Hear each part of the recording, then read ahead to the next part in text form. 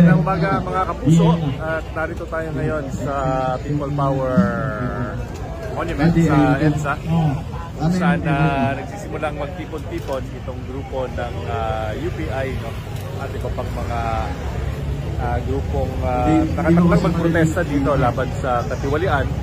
At pakita natin yung dami ng mga tao sa kasalukuyan.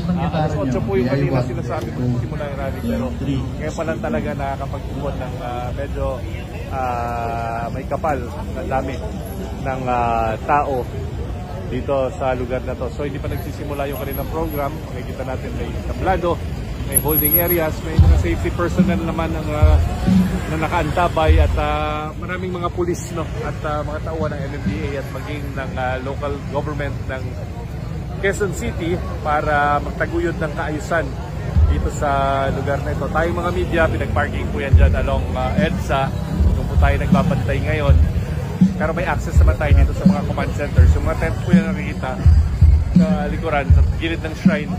Yan po yung mga command centers at mga opisina ng mga nakaantabay at nagbabantay na mga tauhan ng Philippine National Police, particular yung QCPD at yung NCRPO. May mga palikuran din para dito sa rally at yan, para wag naman kahit saan na lang mag-CR yung mga tao. Nandito na rin yung ibang mga leaders ng UPI.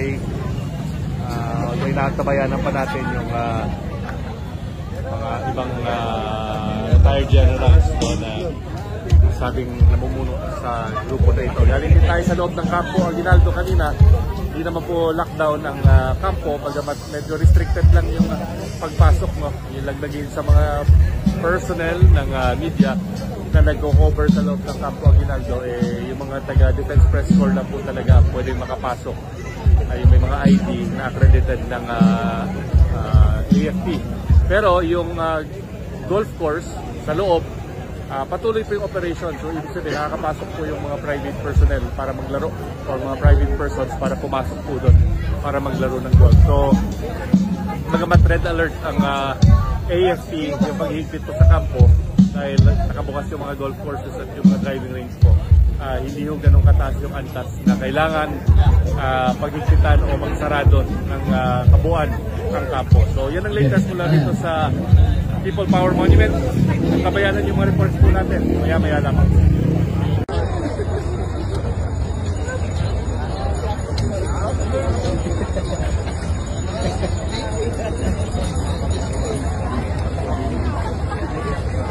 Hold this, please.